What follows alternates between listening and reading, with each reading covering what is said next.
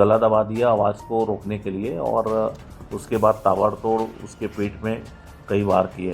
कुल 11 बार चाकू कूदा गया है।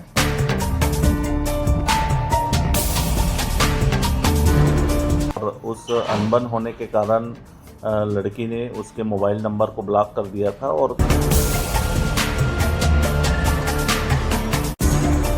अगर मैं चाकू मारूंगा तो निश्चित रूप से खून उसके शरीर पे छींटे दाग धब्बे आएंगे। इस आधार पर वो अपना डबल शर्ट पहन के आया था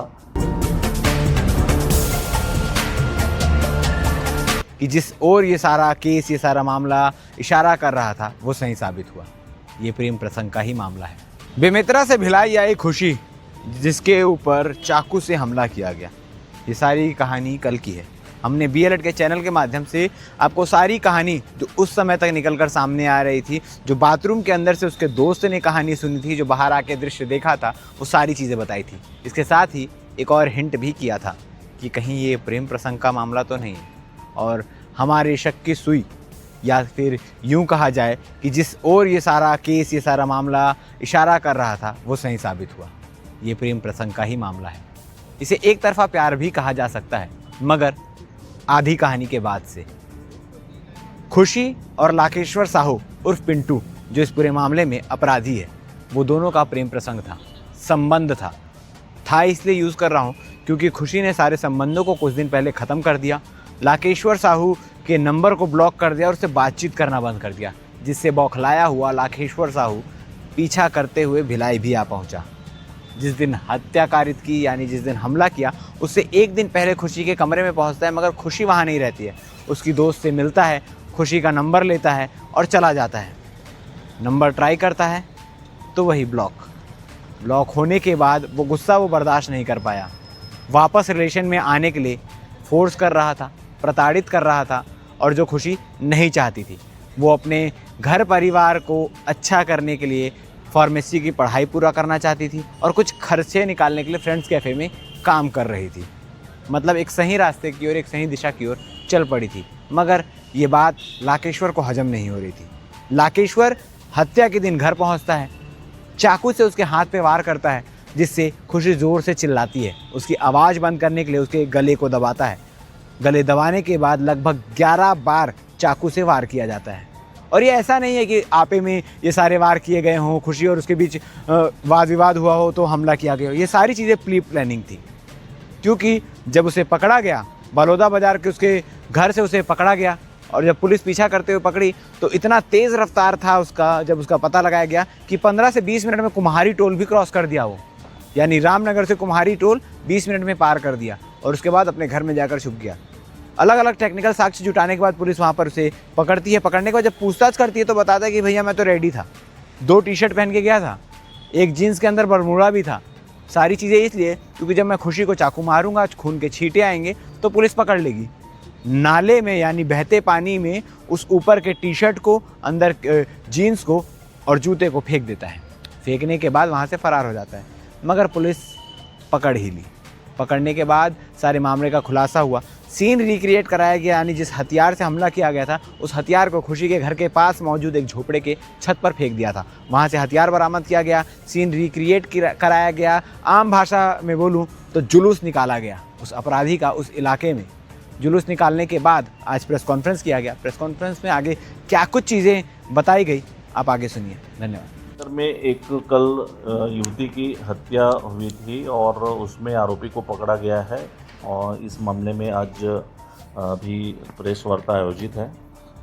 एक ये बड़ी सफलता है आरोपी को पकड़ने में, और वो भी आरोपी सुनियोजित तरीके से जब प्लान्ड वे में मर्डर किया था तो उसको पकड़ना शुरू में तो लग रहा था कि ब्लाइंड है, बट पुलिस ने बहुत जल्दी गुत्थी सुलझाने में सफलता प्राप्त की है। आरोपी लाकेश्वर साहू उर्फ पिंटू को बलौदा बाज़ार से गिरफ्तार किया गया है। पूरा मामला इस प्रकार है कि मृतका जो खुशी साहू है वो अपने रूममेट श्रुति साहू के साथ थी, और अचानक ये पहले इन दोनों का फ्रेंडशिप रहा है, संबंध रहा है मृतका और आरोपी का। इस बीच में पिछले एक हफ्ते से किसी बात को लेकर के इनके बीच अनबन हो गई थी और उस अनबन होने के कारण लड़की ने उसके मोबाइल नंबर को ब्लॉक कर दिया था और किसी प्रकार से कोई संबंध नहीं रखना चाह रहा था या बात नहीं कर रहा था। इस बीच लड़के ने उसके घर में भी संपर्क किया और बार बार संपर्क करने के बाद भी संपर्क नहीं हुआ। तो वो एक दिन पहले यहाँ आकर के वहाँ उसके निवास में गया था, तो वहाँ वो नहीं मिली। तो वो उसकी जो रूममेट है वो मिली, तो उससे नंबर ले लिया था और उसको बताया था कि बात क्यों नहीं कर रही है। उसके बोलने के बाद भी वो कॉल किया तो नंबर ब्लॉक आया, जिससे ये पूर्व नियोजित करके प्लान करके वो 11 बजे के आसपास वहाँ पहुँचा कल और उसके रूम में अकेले पा करके उसको चाकू मारा। जब चाकू मारा तो हाथ में चोट आया, वो बहुत चिल्लाई तो अचानक से उसका गला दबा दिया आवाज़ को रोकने के लिए और उसके बाद ताबड़तोड़ उसके पीठ में कई वार किए। कुल 11 बार चाकू कूदा गया है। बाद में उसकी हॉस्पिटल लाने पर मृत्यु हो गई, जिस पर मर्ग कायम कर अपराध पंजीबद्ध किया गया और विवेचना में लिया गया।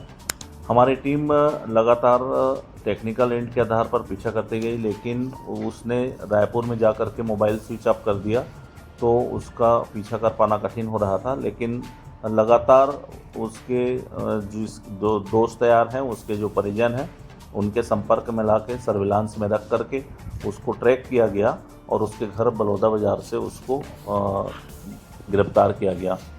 वो प्लान वे में इस तरीके से आया था कि जैसे उसको पता था कि अगर मैं चाकू मारूंगा तो निश्चित रूप से खून उसके शरीर पे छींटे दाग धब्बे आएंगे।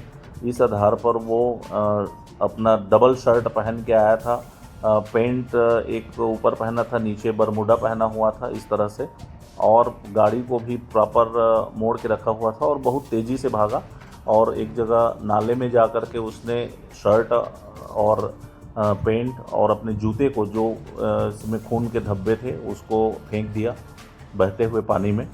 लेकिन जो शर्ट अंदर का शर्ट था उसमें भी खून के दाग धब्बे स्पष्ट दिखाई दे रहे थे।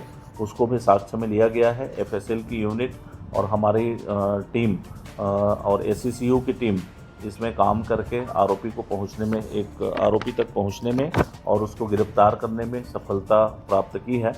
आज हमारी टीम द्वारा पूरी रिक्रिएशन और उसका मेमोरेंडम कथन के आधार पर उससे चाकू जब्त किया गया है। सर, क्या आरोपी पहले भी उसके घर आया था, क्योंकि उसको घर का एड्रेस नहीं मालूम था? ये 1 साल से पहले से उनका फ्रेंडशिप था, तो उसको मालूम था।